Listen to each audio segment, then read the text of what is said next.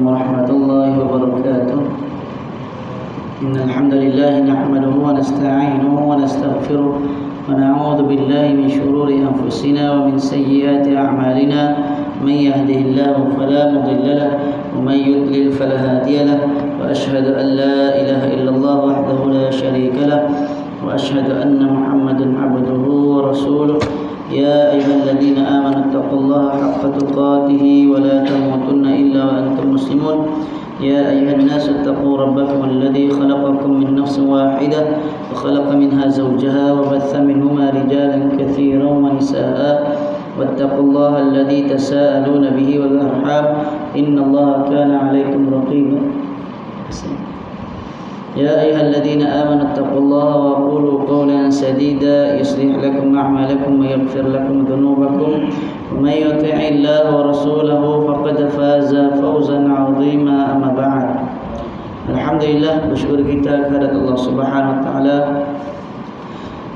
Kita menunaikan salat maghrib secara berjemaah. Seterusnya kita akan sambung pembacaan dari kitab Al-Adhkar karya Imam An-Nawawi, kitab yang menghimpunkan zikir-zikir dan juga doa seharian berdasarkan Al-Quran dan hadis Nabi SAW. Cuma dalam kitab beliau ni ada kalanya Imam An-Nawawi dia bahas sedikit lah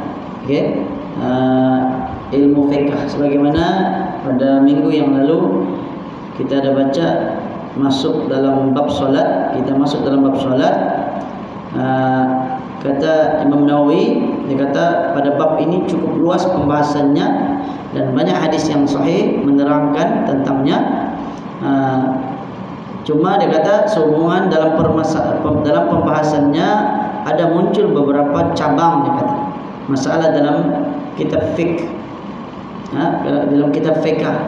Maka Imam Nawawi dia kata kami akan menyentuh sebahagian darinya yang asas sahaja dan tujuannya untuk menghindari perincian dan juga masalah yang jarang terjadi. Dia sebut secara ringkas, tidaklah terlalu panjang, yang asas sahaja, dan masalah yang disebutkan adalah masalah yang mungkin jarang terjadi.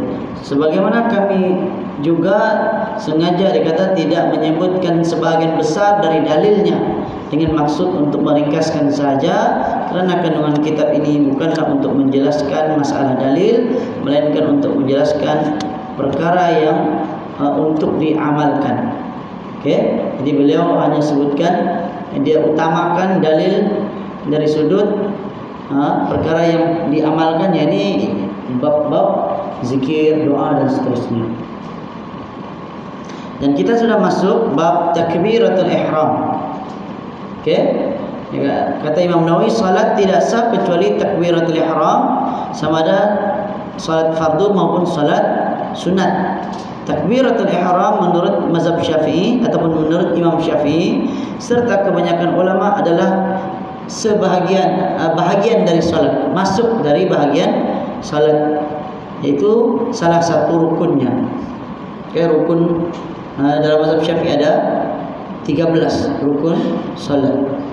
Itu pun yang sudah dicampurlah. Kalau kita kembali kepada kitab-kitab para ulama dahulu, kalau contohnya macam Matan Abu Syuja ataupun kitab At-Taqrib, beliau mengatakan rukun solat itu ada 18. Maksudnya dipecahkan, ada bahagian-bahagian yang belum digabung. Contohnya rukuk, lepas tu yang seterusnya rukuk beserta tamakninah. Tamakninah dalam rukuk, dia pecahkan. Jadi bila digabung-gabung akhirnya yang kebanyakan digunakan pakai oleh para ulama mazhab Syafi'i zaman sekarang ni adalah ada 13 lah. Sebagaimana yang kita semua maklum. Kalau rasa-rasa lupa, mungkin boleh rujuk balik. Jadi yang pertamanya berdiri tegak, yang keduanya takbiratul ihram. Itu adalah rukun salat. Sedangkan menurut Imam Abu Hanifah, yakni pengasas mazhab Hanafi, takbiratul ihram adalah syarat bukan bahagian dari solat. Ini khilaf dari sudut adakah dia rukun atau syarat. Jadi rukun dan syarat ini kurang lebih juga. Lafaz takbiratul ihram ataupun takbir yang dilafazkan adalah Allahu Akbar atau Allahul Akbar. Kedua-dua lafaz tersebut sah ataupun boleh menurut Imam Syafi'i serta mazhab Abu Hanifah, Imam Abu Hanifah.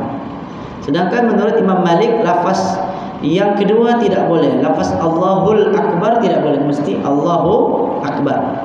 Okey. Jadi sebagai tindakan berhati-hati, sebaiknya kita menggunakan lafaz yang kebanyakan ulama terima pakai, yaitu Allahu Akbar, untuk menghindari perselisihan. Bukan Allahul Akbar. Walaupun mazhab Syafi'i dan mazhab Hanafi boleh, sah. Tidak boleh bertakbir selain dari kedua lafaz tersebut. Seandainya seseorang mengucapkan Allahul Azim, Allahul Muta'ali, Allahul A'zam, Allahu A'azzu, Allahu Ajallu dan yang lain yang serupa, salatnya tidak sah menurut mazhab Imam Syafi'i dan majoriti ulama. Okey, jumhur ulama. Akan tetapi menurut Imam Abu Hanifah sah. Di situ khilaf dia. Imam Abu Hanifah kata boleh, yang penting nama Allah. Okey, cuma jumhur ulama tiga mazhab yang lain, Syafi'i, Maliki dan Hambali, tidak sah, mesti Allahu Akbar ataupun Allahul Akbar. Cuma Allahul Akbar tu Maliki kata tidak boleh. Seandainya seseorang mengucapkan Allahu Akbarullah, dia kasi terbalik. Allahu Akbar tetapi dia sebut Akbarullah, salatnya tidak sah menurut pendapat yang sahih di kalangan kami. Akan tetapi menurut sebahagian teman-teman kami, sebahagian sahabat, ini ulama jugalah, teman-teman ini ulama-ulama sezaman dengan Imam An-Nawawi ataupun ulama-ulama mazhab Syafi'i yang lainnya. Okey, dia kata ada yang kata sah juga, walaupun terbalik, sebab dari sudut makna Akbarullah maksudnya besarnya Allah. Begitulah sama juga. Ataupun maha besar Allah. Kata Allah Akbar, Allah maha besar, tapi dia disebut maha besarnya Allah.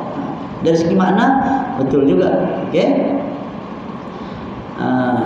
Seandainya seseorang di dalam akhir salatnya mengucapkan Alaikumussalam, baca apa?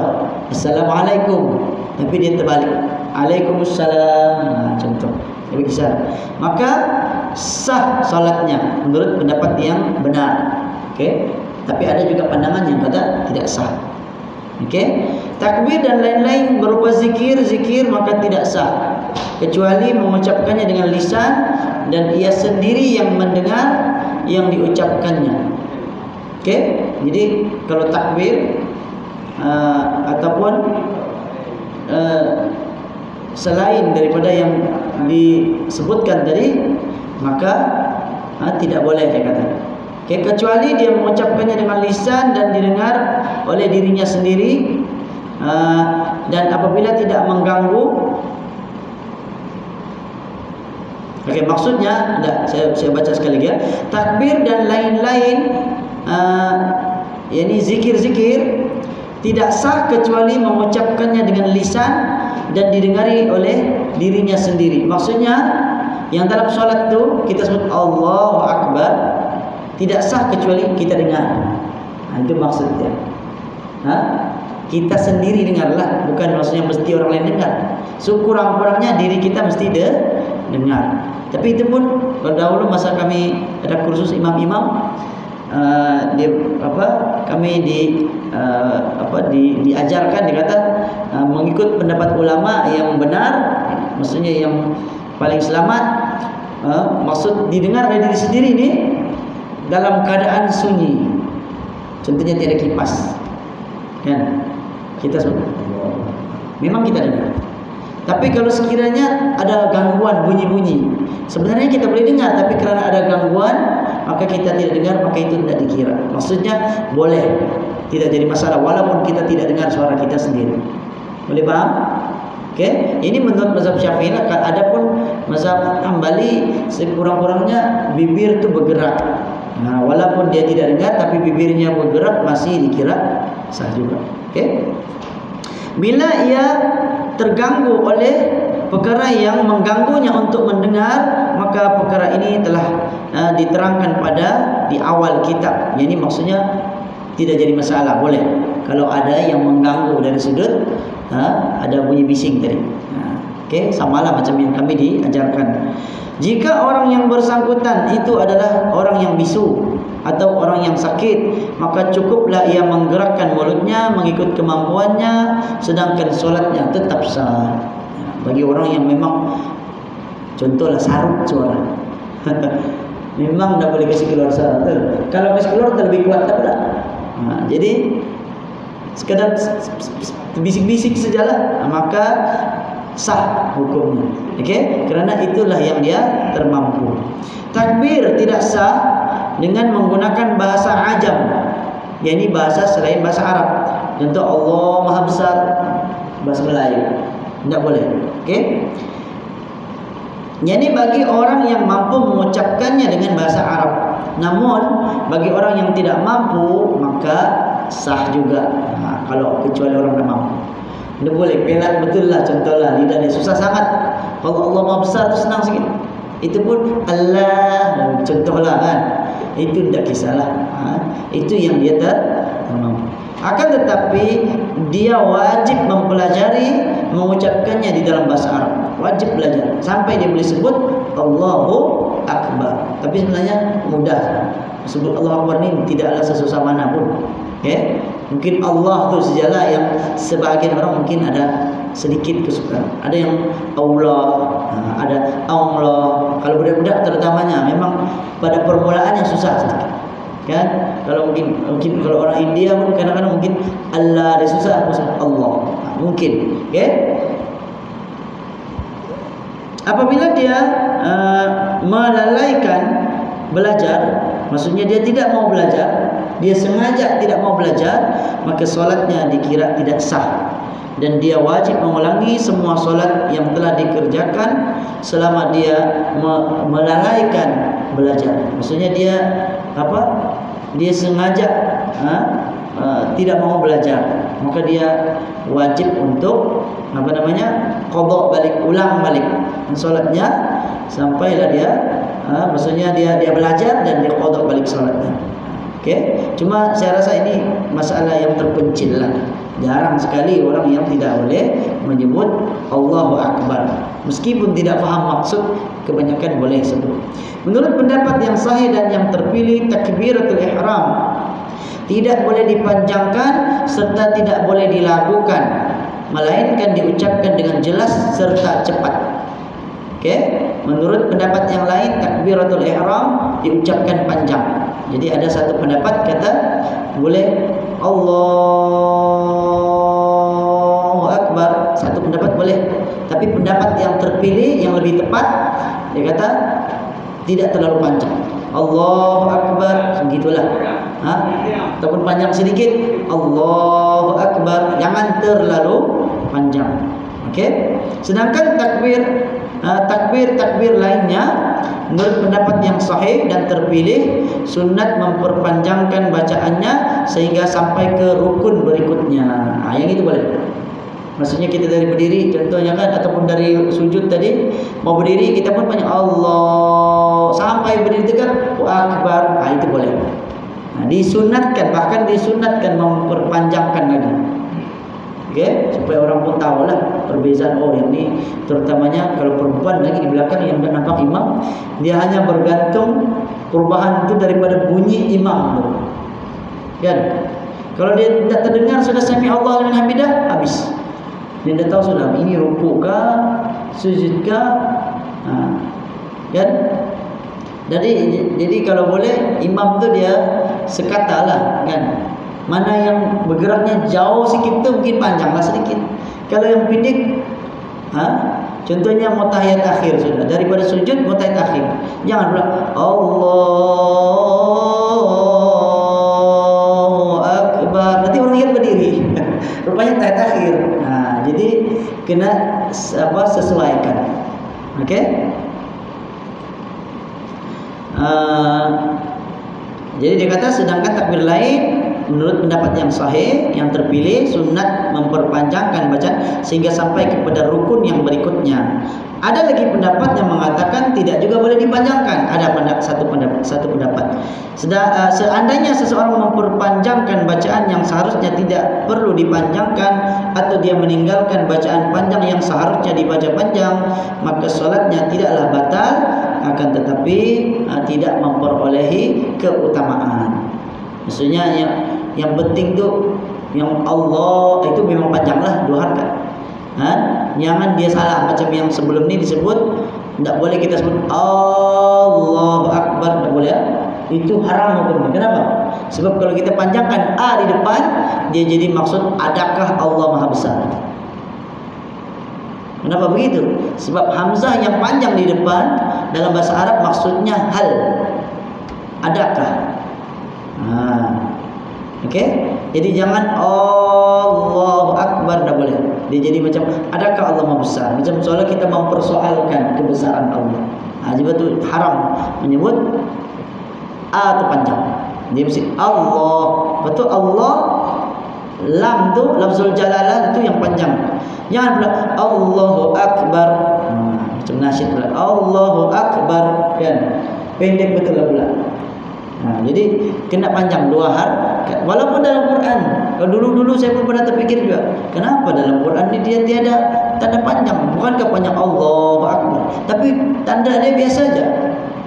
Tapi kalau kita tengok Quran yang lama, Quran Majid, ya dia letak tanda alif kecil di atas. Tapi Quran kita Rasam Osmani tidak. Sebab Rasam Osmani dia memang kita sudah sedia maklum.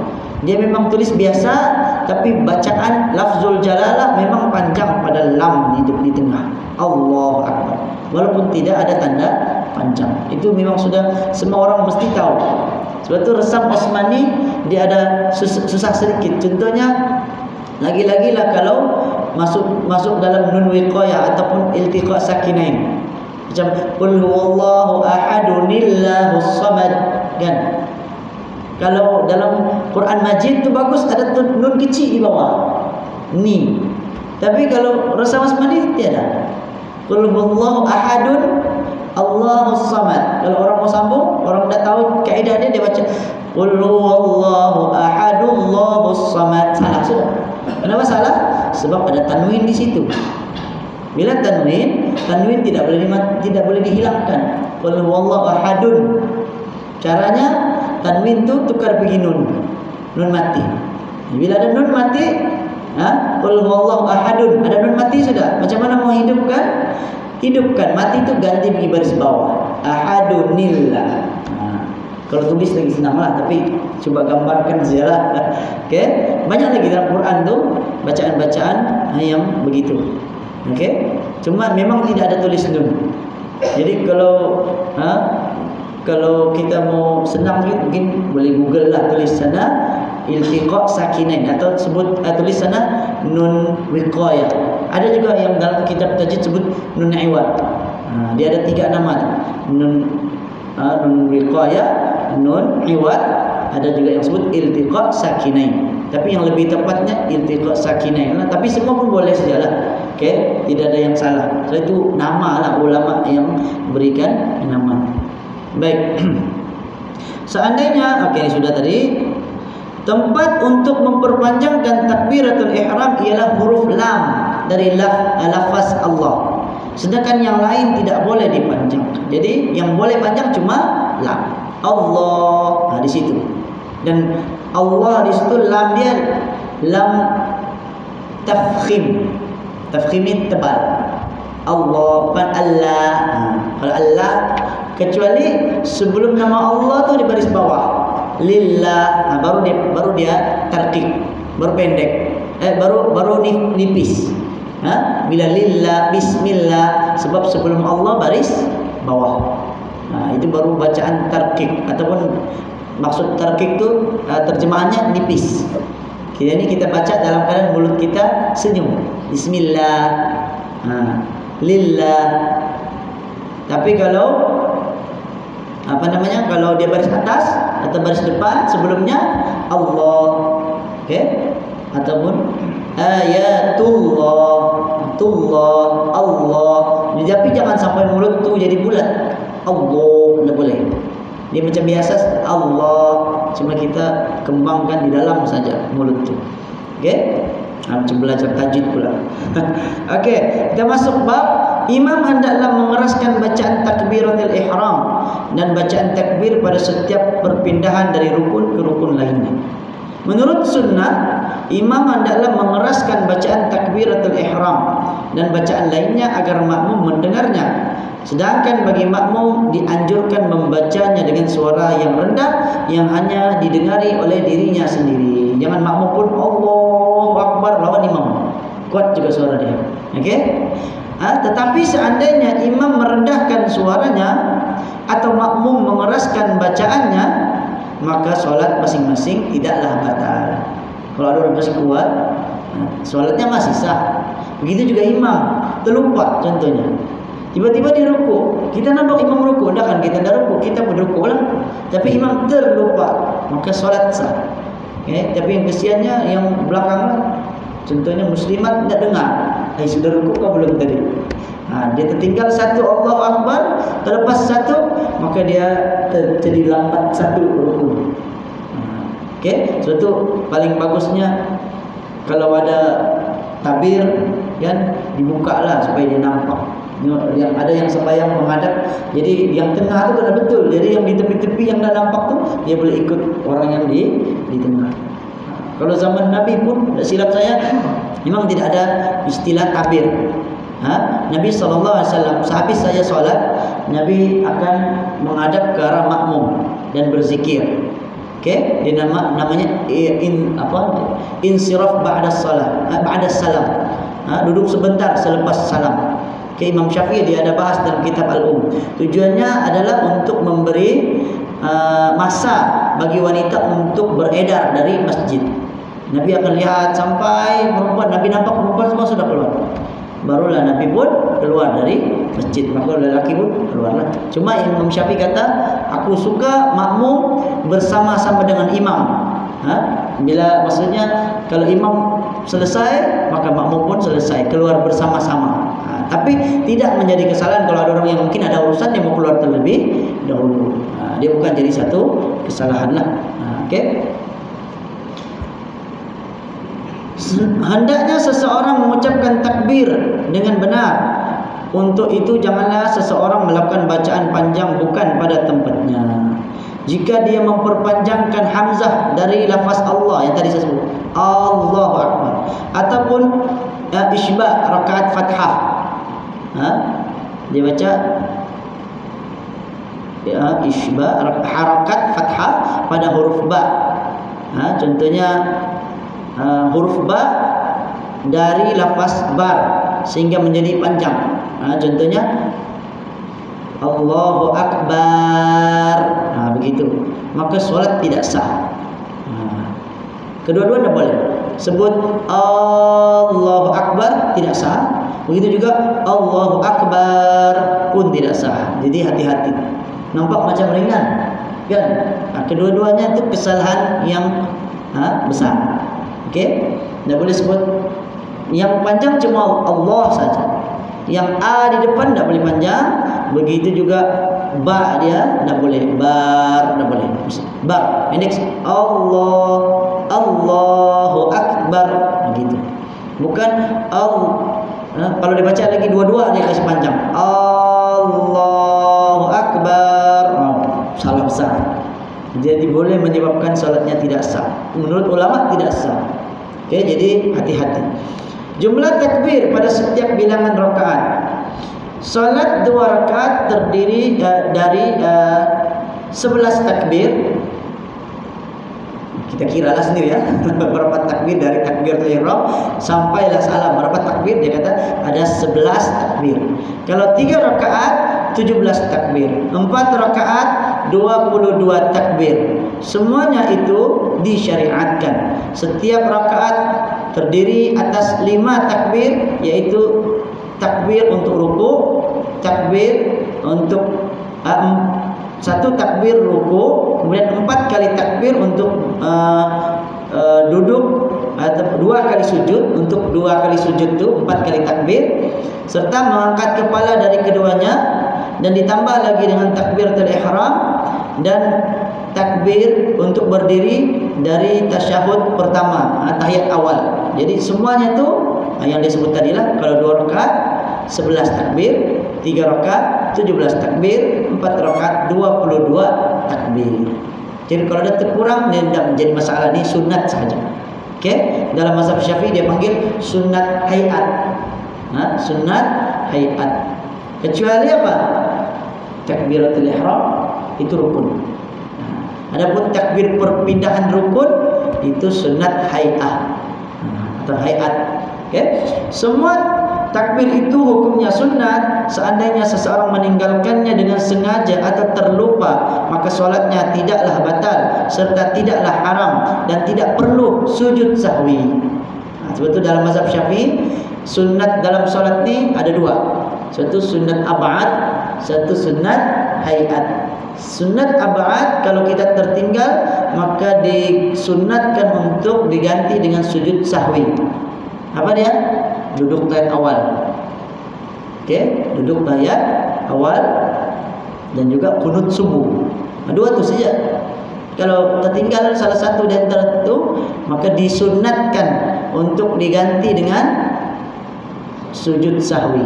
Bukannya wajib, sunat sahaja. Okey, untuk menyempurnakan solat. Artinya bila kita sujud sahwi, maka solat kita tu dia jadi sempurna semula. Begitu maksudnya.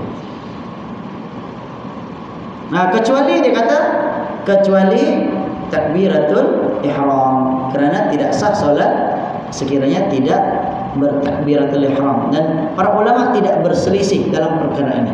Okey, takbiratul ihram kalau tertinggal maka tidak sah. Okey, cuma beza tadi apa tadi? Abu Hanifah dia tidak sebut rukun, dia sebut syarat. Syarat sah sama jugalah, kan? Mesti tak, sebab beza syarat dan rukun. Rukun ni sudah berada dalam solat ataupun berada dalam satu perbuatan tertentu. Kalau syarat ni dia di luar, belum masuk dalam.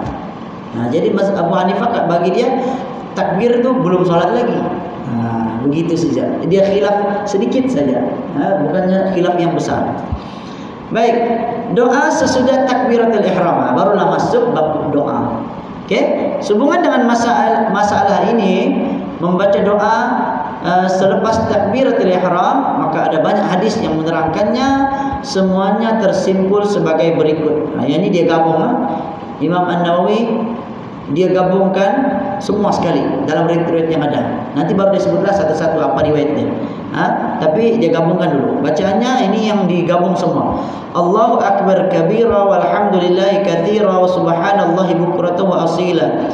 Wajjahtu wajhiya lilladzi fatara as-samawati wal ard hanifan muslima wa ma ana minal musyrikin. Inna salati wa nusuki wa mahyaya wa mamati lillahi rabbil alamin la syarika lahu wa bidzalika umirtu wa ana minal muslimin. Allahumma antal malik la ilaha illa anta rabbi wa ana 'abduk zalamtu nafsi wa'taraftu bi dhanbi faghfir li dhunubi jami'a la yaghfiru dhunuba illa anta wahdini li ahsanil akhlaq la yahdi li ahsaniha illa anta wasrif 'anni sayyi'aha la yasrifu sayyi'aha illa anta labbaik wa sa'daik wal khairu kulluhu ilaik wal khairu kulluhu fi yadaik wasyarru laysa ilaik ana bika wa ilaika tabarakta wa ta'alait astaghfiruka wa atubu ilaik.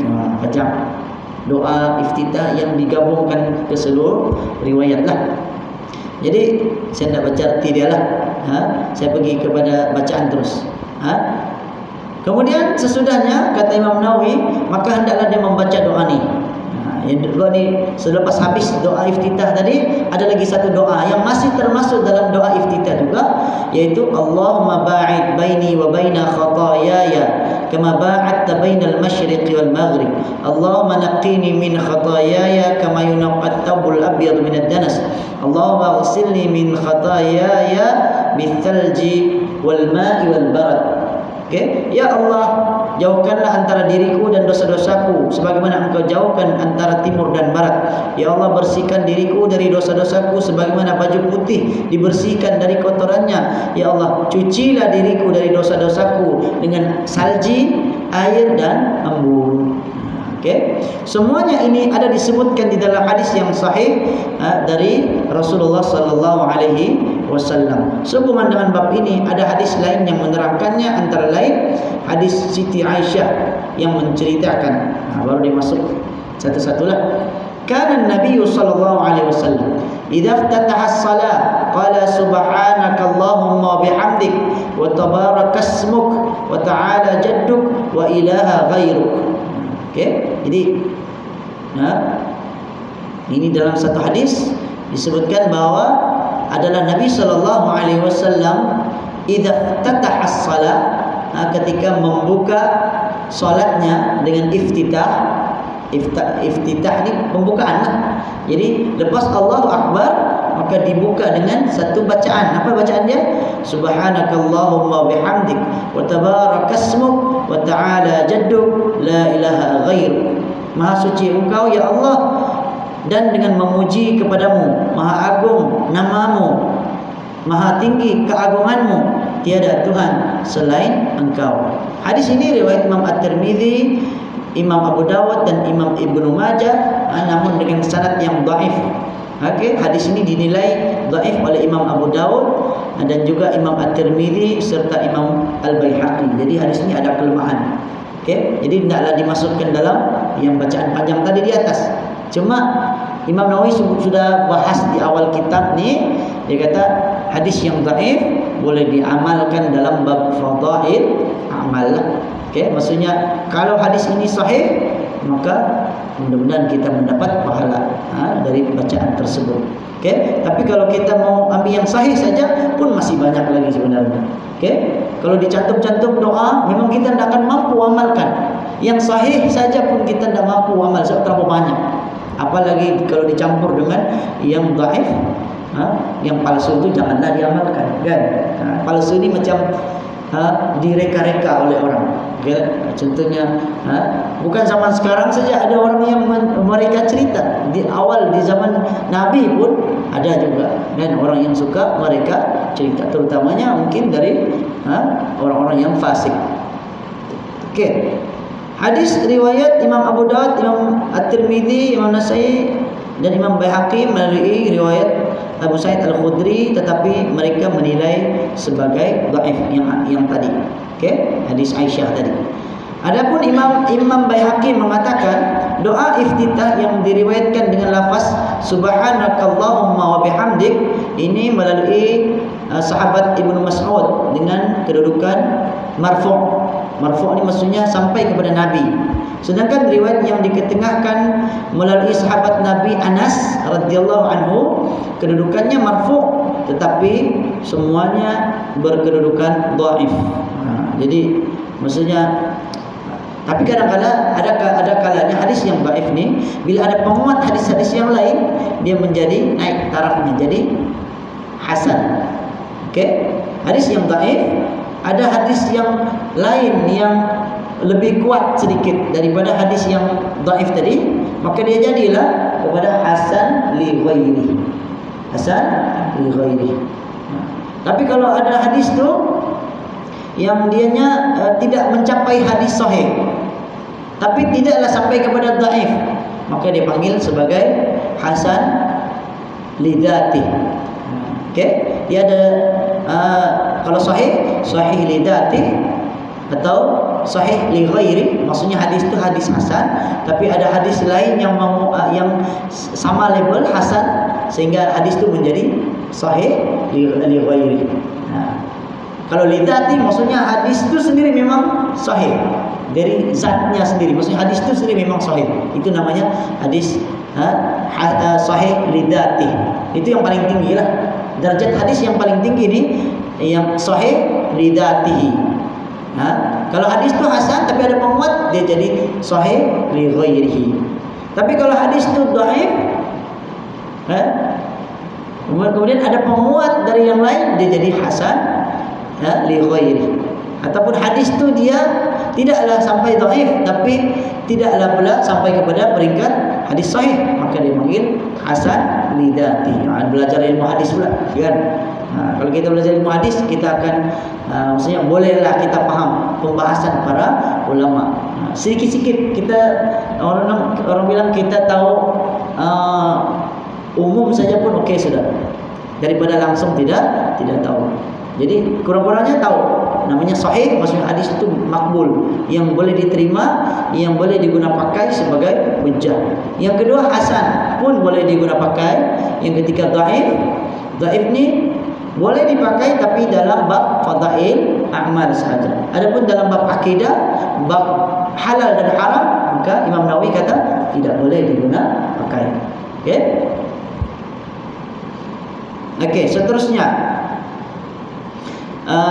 Imam Baihaqi mengatakan riwayat yang paling sahih mengenainya adalah melalui sahabat Ibnu Umar Ibn Al-Khattab. Jadi dari Sayyidina Umar, kemudian Imam Baihaqi pun meriwayatkannya dengan sanadnya yang sampai melalui Sayyidina Umar dengan lafaznya annahu kabbara thumma qala subhanakallahumma wa bihamdik tabarakasmuk wa ta'ala jadduk wa la ilaha ghairuk. Bahawa Nabi SAW bertakbir, takbiratul ihram, kemudian Nabi baca subhanakallahumma wa bihamdik, maha suci engkau dan dengan kepujianmu, tabarakasmuk, maha berkat nama-namamu, wa ta'ala jadduk, dan maha agung namamu, dan ataupun maha tinggi namamu, wa la ilaha ghairuk, tidak ada Tuhan yang berhak disembah selainmu, selain engkau. Kemudian hadis yang seterusnya dari Sunan Baihaqi dari Al-Harith dari Sayyidina Ali radhiyallahu anhu ataupun karamallahu wajhah. Dia ada sebagian ulama menyebut Sayyidina Ali karamallahu wajhah, ataupun secara umumnya para ulama dahulu kebanyakan menyebut asal nama sahabat yang mereka akan sebut radhiyallahu anhu. Okey, sebahagian yang menyebut karamallahu wajhah, dan kebanyakan ataupun jumhur Syiah ada memang itu sebutan dia karamallahu wajhah, kerana mereka memuliakan Sayyidina Ali. Bahkan ada yang Syiah pelampau melebihi Nabi lagi. Mereka mengangkat Sayyidina Ali ini melebihi Nabi.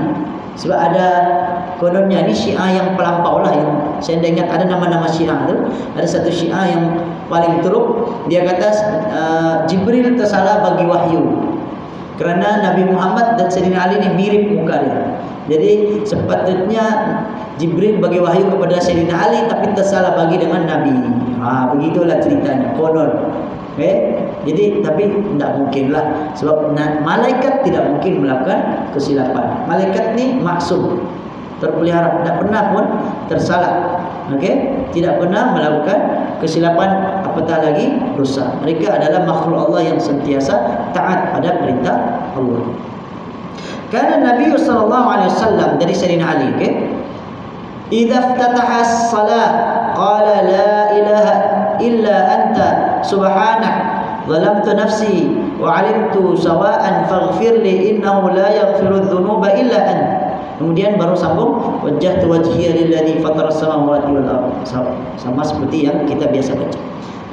Nabi SAW apabila membuka salatnya, ini dengan membaca doa iftitah, Nabi akan baca la ilaha illa anta subhanak, tidak ada Tuhan selain engkau, maha suci engkau. Zalamtu nafsi, aku telah menzalimi diriku sendiri. Wa 'alimtu sawa'an faghfirli, dan aku telah melakukan kejahatan, maka ampunilah aku. Innahu la yaghfiru dzunuba illa anta, tidak ada yang mengampunkan dosa, segala dosa melainkan engkau. Barulah masuk wajjahtu wajhiya lilladzi fatara as-samawati wal ardh. Jadi sama juga Imam Nawawi kata, jadi yang saya sebut dia punya taraf-taraf hadis ini bukan tahqiq, bukan dari ulama yang menulis ataupun yang mentahqiq. Tahqiqnya apa maksudnya?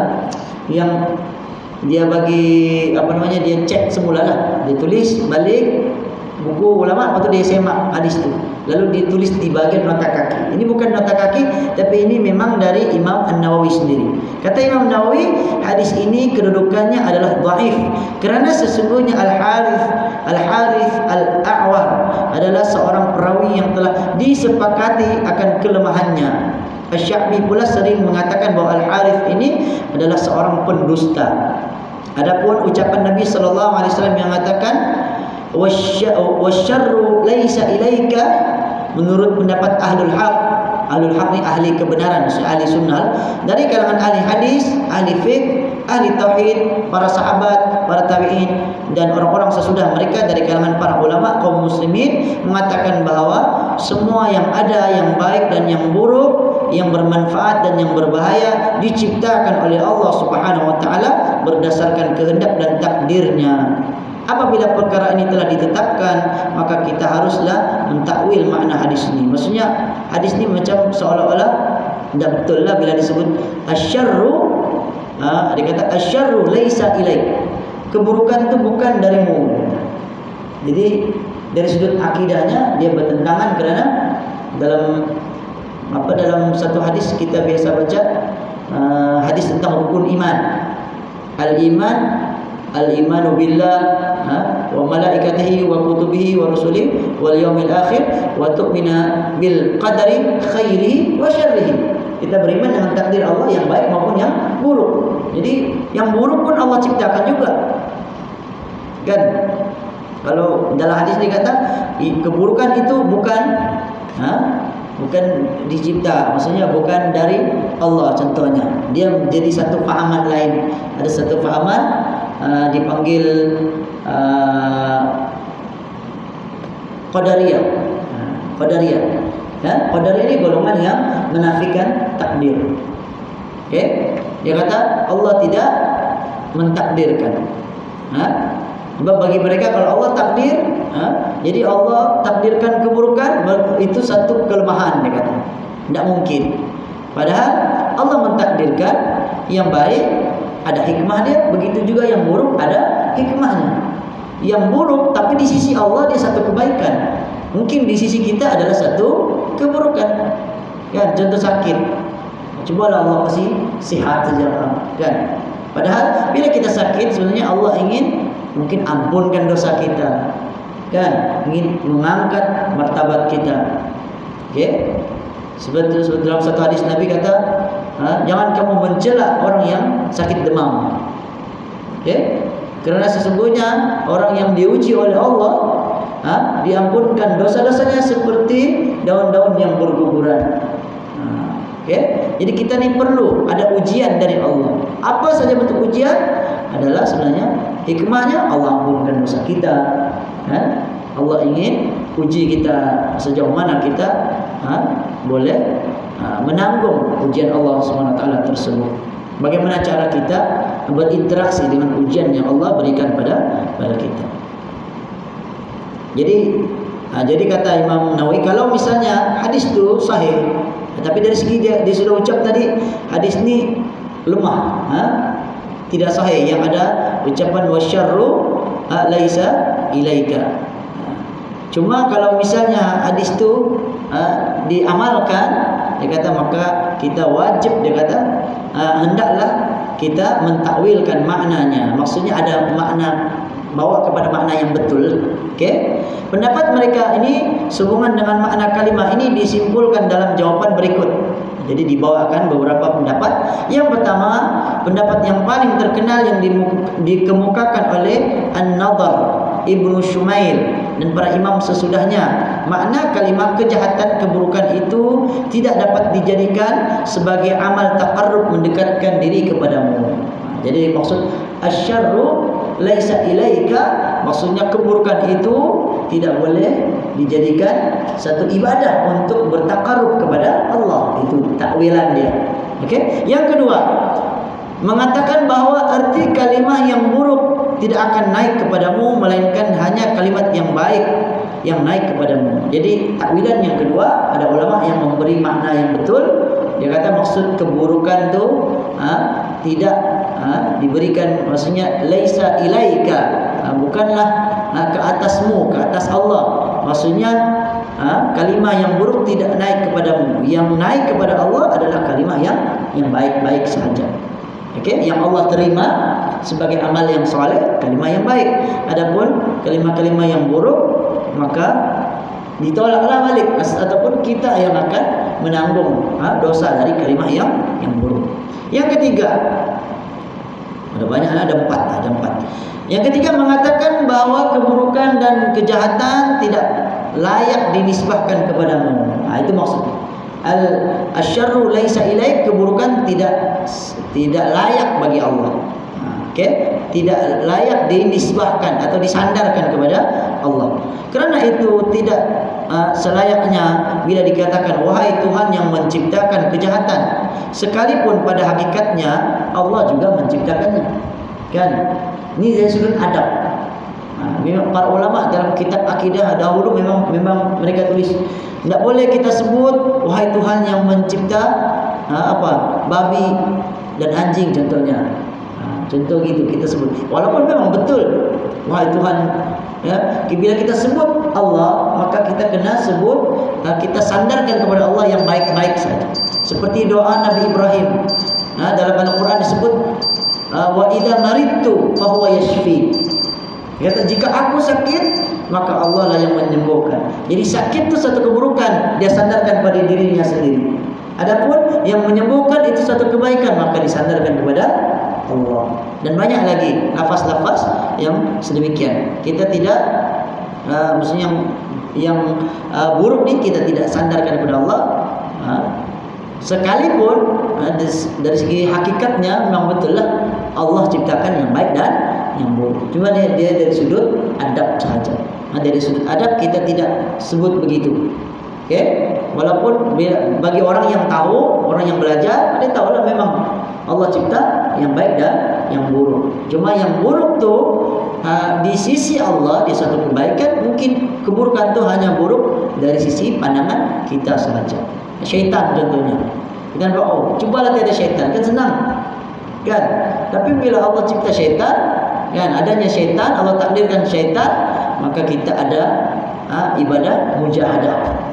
Allah suka adanya mujahadah, maksudnya kita berusaha. Kalau anda senanglah, tidak gangguan, relax saja, tidak dosa, kan? Macam dalam kelas ni perumpamaan yang saya pernah dengar Zakir Naik dia bagi, senang supaya orang faham. Kalau dalam kelas semua murid kena bagi A je, rasa-rasa ada merasa persaingan ke tidak? Tidak ada penghargaan. Dia tahniah semua A, jadi orang pun tidak rasa bangga. Tapi kalau ada yang gagal, ada yang lulus, maka orang yang gagal dia boleh berusaha lagi, kan? Bahkan seorang guru dia boleh tahu mana murid dia yang ni kompom ni gagal dia. Sebab boleh nampak dari luaran dia malas belajar, selalu dapat kerja, selalu potek. Boleh tahu sudah penghujungnya kan betul. Akhirnya kalau kesan kan betul gagal. Jadi itu satu bentuk kiasan yang mudah untuk kita faham. Macam mana Allah boleh tahu siapa di kalangan hambanya menjadi ahli syurga, siapa di kalangan hambanya yang menjadi ahli neraka. Sebagaimana kita pun boleh tahu murid-murid yang mana melulus, mana gagal, itu yang mudah kan? Jadi bagi Allah yang menciptakan kita sudah tentu lebih mudah bagi Allah Subhanahu wa taala. Jadi saya kira cukup dahulu untuk bacaan dari kitab Al-Adhkar An-Nawawi ini. Ada yang keempatnya mungkin tidak sempat kita sebut, nanti kita akan ulang baliklah pada minggu hadapan. Kita sebut semula sedikit baru kita lanjutkan lagi. Yang baik datang dari Allah, yang lemah dari saya sendiri. Aqulu qouli hadza wa astaghfirullahal azim li wa lakum wa sallallahu ala nabiyina Muhammad wa ala alihi washabihi wasallam. Subhanakallahumma bihamdika asyhadu an la ilaha illa anta astaghfiruka wa atubu ilaik. Assalamualaikum warahmatullahi wabarakatuh.